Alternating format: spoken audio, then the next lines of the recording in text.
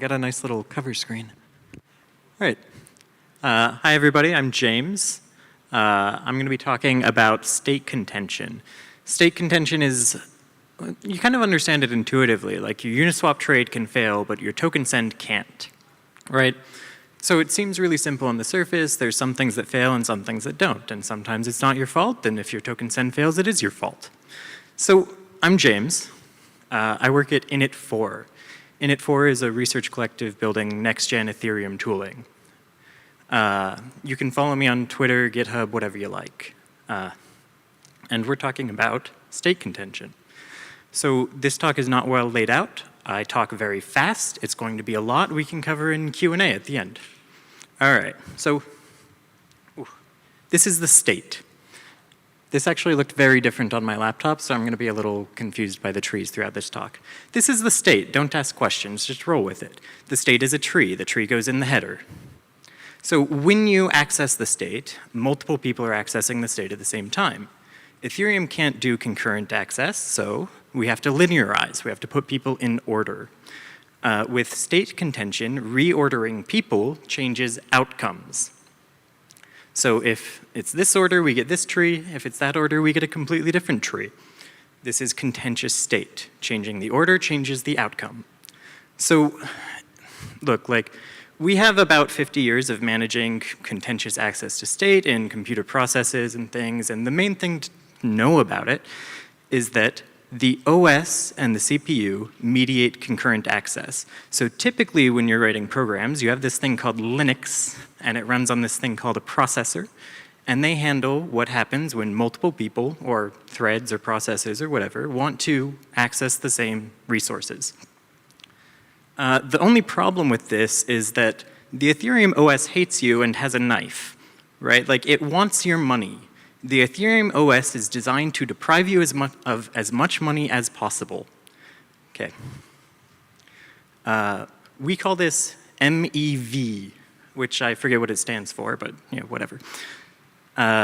So I want to talk for a second about the mail. You want to talk about the mail, Mac? Let's talk about the mail. I've been dying to talk about the mail all day, right?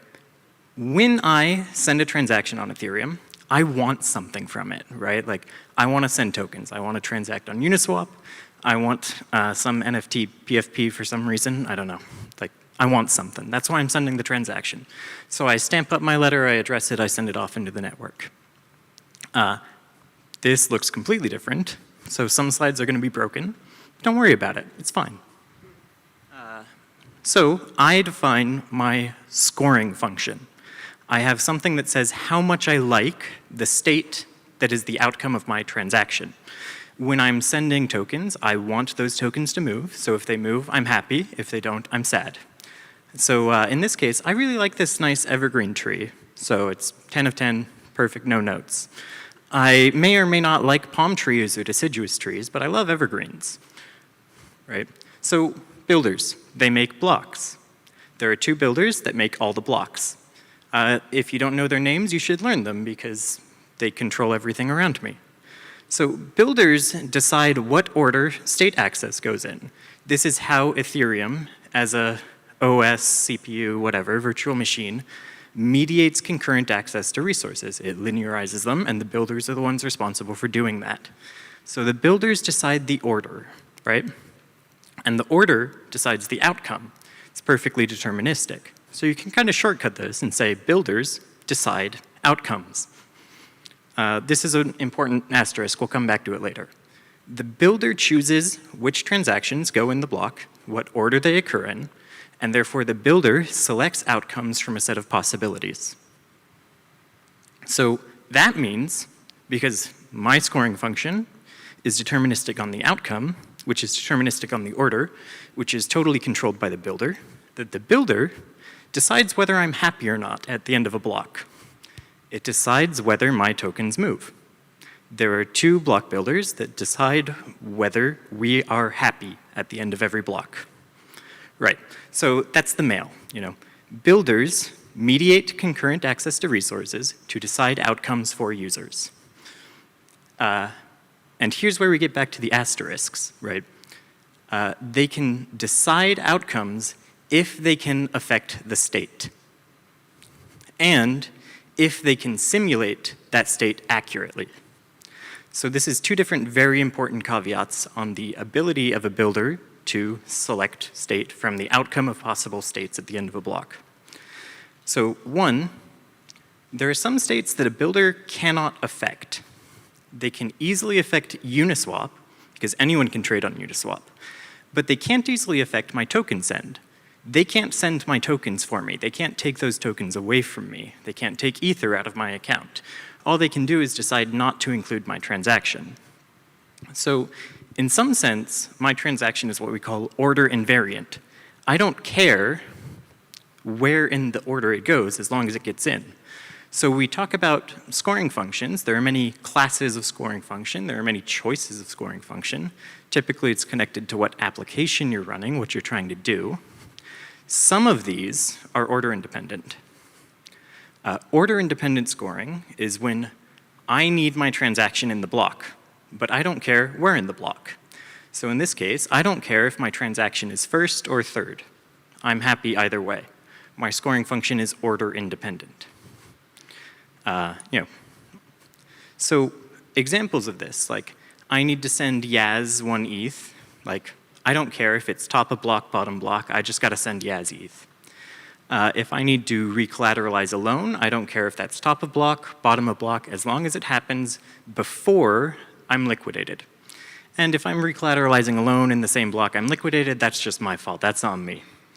And if I'm transferring my NFT PFP that I bought earlier, like 10 slides ago, I don't care where that transfer goes in the block. They can't deprive me of that NFT, which means I can transfer it regardless of what the builder does as long as my transaction gets in. So if the state's not contentious, like the outcome may not change for me. With all of these order invariant transactions, scoring functions, goals, intents, if you want. This isn't to talk about intents. When the builder rearranges things, you still end up happy. But with things like Uniswap trades, you may not. You usually don't, in fact. So there's a distinction between these two classes of transaction. One where the builder can exercise a large degree of freedom over the outcome, and one where they can exercise a much smaller degree of freedom over the outcome. Another important example here is that if the builder doesn't include my token send, that transaction's still valid and it can go in the next block. If the builder changes the outcome of my Uniswap trade, that transaction is no longer valid, can't go in this next block, and I have to reattempt the trade again, and I have to pay the gas fee again. So this comes back to simulation. When I send that Uniswap transaction, I have to look at Ethereum state and I have to simulate the outcome of my Uniswap transaction so that I can appropriately gas the transaction, so I can sign it, submit it to the network, whatever, so I know what I'm getting from the Uniswap transaction. The builder also needs to be able to simulate my transaction. A builder won't include a transaction in the block that it can't simulate. And you might be thinking, James, you just said a minute ago that the outcome is a deterministic result of the order, right? So how could the builder not be able to just simulate that deterministic function? And the answer is that we're actually in a pretty complex world now, and there are some times when the builder doesn't know things in advance. So if the builder can't determine the outcome, they don't get to decide the outcome, which, should be pretty obvious. I don't get to decide something I don't know. So simulation relies on perfect knowledge. They need to know all inputs to the state transition function when they simulate the block. Simulation allows the builder to censor me or to interfere, but it's actually good, too. It's necessary. We can't really function very well without it. I need to be able to gas my transaction, which means I need to simulate it to know what it'll cost. And when I'm transacting on Ethereum, what I'm doing is functionally paying the builder to get the outcome I want. My gas fee goes to the block builder, and the builder gives me the thing I wanted out of it. That's the good version of the relationship. That's what most users go through all the time. So in order to get what you want, you pay the builder. And if the builder can't simulate the transactions, they don't know if they're giving you what you want or not. And so you might just get wrecked through nobody's fault at all. Simulation is critical for interacting with the chain. We don't want to get rid of it. So in what cases does a builder not have perfect knowledge of the future? You'd think like the builder is creating the Ethereum block. They must know the current Ethereum state. They must know what's in the block. They should be able to produce the next state too, right? So sometimes we reference new and unpredictable information. These slides look very different. They look great because Tom made them. This is from a blog post that we wrote recently about reorgs in rollups. Not something people talk about very often. So Tom made these slides. This is Tom. He's great. We love Tom. Tom is an example of unpredictable input. You didn't really expect me to be putting Tom up over a slide about reorgs. And rollups are the key example of unpredictable information controlling state while a builder is simulating a block. So this is what optimism looks like. The H blocks are host blocks, the R blocks are rollup blocks, and rollup blocks reference some older state, some older host block, some older Ethereum block. This is because Optimism and every other modern rollup does what we call run-ahead sequencing. The sequencer is progressing the rollup faster than Ethereum progresses. So that means that they can't reference new Ethereum state. Because if Ethereum reorgs, you go from some old Ethereum header to some new Ethereum header. The rollup, if it referenced the reorg state, is now invalid. So the rollup needs to reference only state it believes will not be reorged. Optimism waits 3 to 4 minutes, which seems fine. Arbitrum waits for justification, which if you watched the last talk, you'll probably have a pretty good idea of what justification is. That's closer to tens of minutes.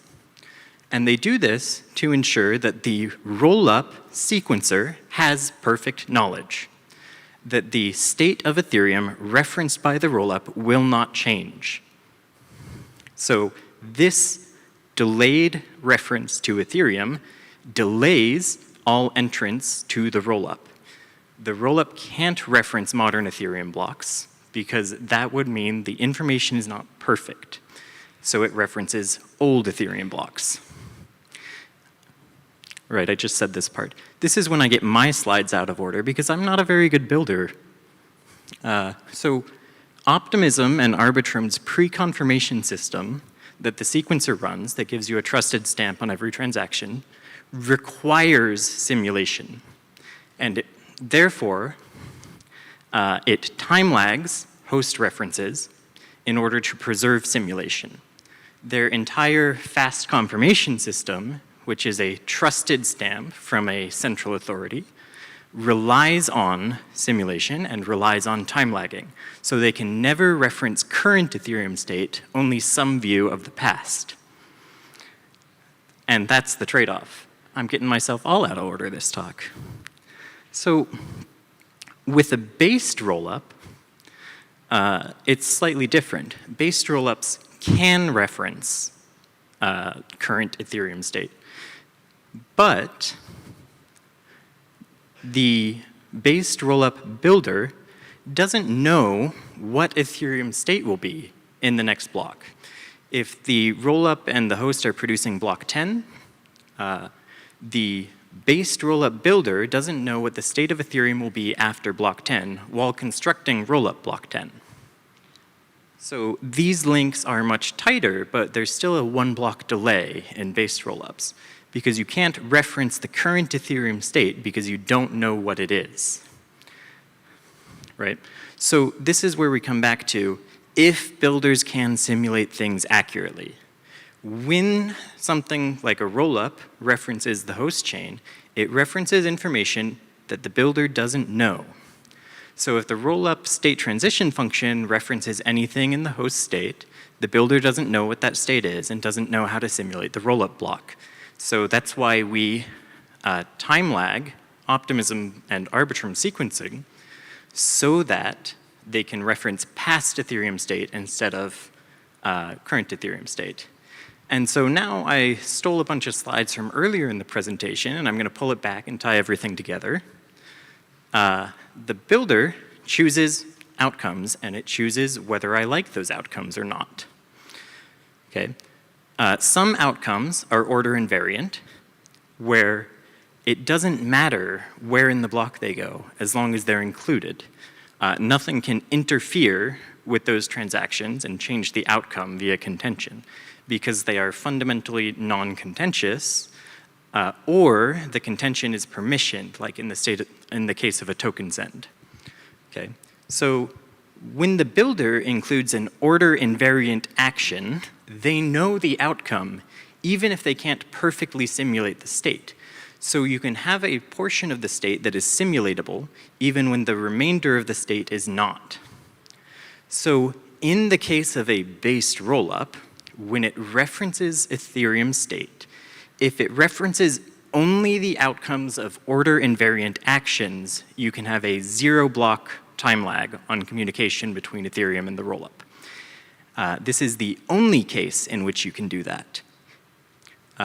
And so we're going to go through the takeaways real quick. All right, this is, again, what I said. I'm getting ahead of myself every time. So when the rollup block is submitted atomically with order invariant actions, the rollup state transition can read those. So when the rollup block going to Ethereum is alongside token sends, then the rollup can know that those token sends occurred and to whom the tokens were sent, and that those tokens definitely confirmed.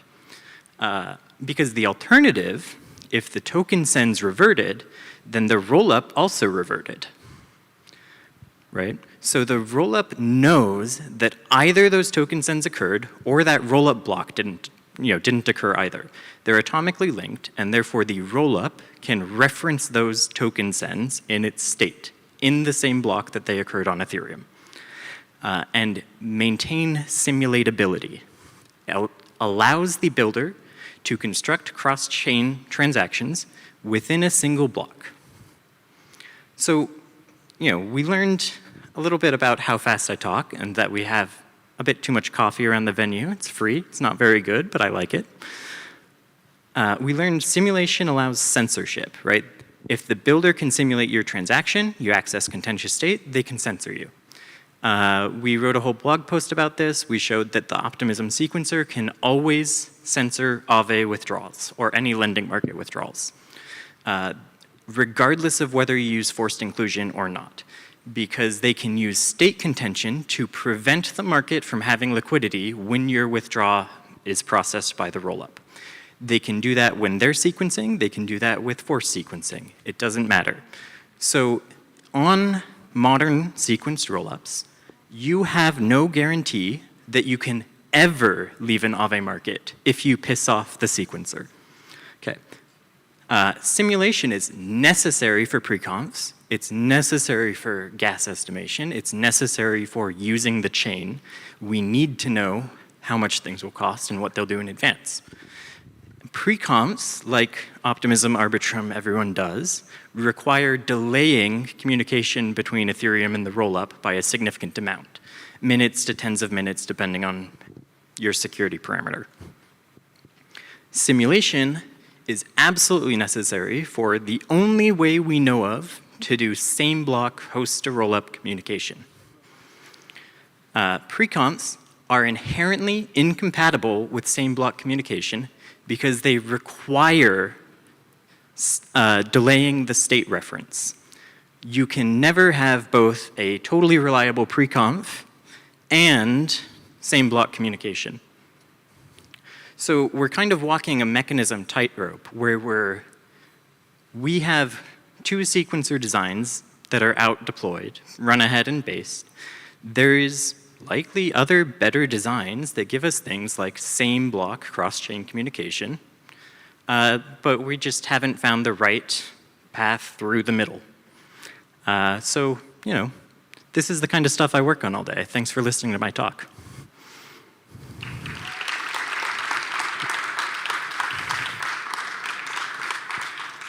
Okay, cool. I'm going to shuttle you along to the middle. And then, okay, I guess we had one question, which was a exclamation that said, super cool talk, which is amazing. So thank you so much. I guess we're shuttling you off. So give another round of applause. Oh, wait, no. Okay, no, there are questions. People forgot to submit them. Come back, come back. Okay. Super cool talk. Thanks for your talk. Does an angry sequencer need liquidity to block Aave withdrawal? How angry can it get? The angry sequencer does need temporary access to funds to block the Aave withdrawal. But because they control the duration of their own borrow, they can make that duration effectively 0 because they control the timestamps, and therefore they control what the Aave market charges them in interest. So they do need liquidity in order to borrow and drain the liquidity of the market you're in. That doesn't seem to be a big challenge. Sequencers tend to be controlled by entities that happen to have a lot of cash lying around in the form of some sort of token, or just a lot of cash lying around. Okay. What alternative designs do you think could be cool aside from base and run ahead? I recently talked about this on the Gwart show. I think that we might be overcomplicating things a bit with sequencing. Like the Optimism Arbitrum run-ahead sequencer model is complicated. Like you saw how much more complex that graph was than the base roll-up graph, right? Like you have to manage state references. You should go read the docs on this because it's a real pain. And then base sequencing is basically just making your rollup a part of the modern MEV pipeline. And if there's one thing we kind of really hate just terribly, it's the modern MEV pipeline. Like the PBS auction is one of the worst, most toxic things going on in Ethereum. It's why there's only 2 builders and they decide what happens to your transactions. It's not good. So rather than trying to just design a mechanism from scratch, I think there's room to just simplify. Why not just have round-robin sequencing? Like, get 5 people together, make them take turns, don't have an auction. You're already more decentralized than Ethereum. If you get 5 of your closest friends, you are more decentralized than Ethereum block production, and that's a problem. Okay, did you expect that we will end up with just 2 builders? The first time I wrote about MEV was in 2017. I think we published it early 2018. And that blog post was called Miners Are Not Your Friends. Back then, we modeled this as miners interfering with transactions by reordering, inserting, dropping, censoring, whatever. And the metaphor we used was a treadmill. The miners are constantly racing each other on treadmills, and the treadmills speed up to the point of the fastest runner. So you are constantly racing everybody else, and if you fall behind for more than a few minutes, you get kicked off the network. You stop being able to mine effectively, and you stop winning blocks, and that means you stop being able to pay your bills, and you go out of business. Anything that's hyper-competitive like this will be a race to the bottom and will cause market aggregation. The PBS auction, from the very beginning, obviously caused market aggregation. We knew this when we built it. I guess this may be a follow-up question. Wouldn't the 5 friends also delegate to the 2 builders eventually? How much do you like your friends? It sounds like you don't like your friends very much. With something like this, we have tried an unmanaged market. It doesn't work. Trying a managed market where someone decides who's allowed to build blocks is a reasonable stopgap until someone proposes a mechanism that is better than the PBS auction. Decentralization is a means, not an end. You're not supposed to be decentralizing random computer stuff. You're supposed to be decentralizing power and control. We have constructed a market that is very free and decentralized, but leads to aggregation of power and control. If we instead construct something that is centralized, but leads to distribution of power and control, that is better. Okay, well, I got the sign that Q&A is up. Thank you so much for joining us today. We have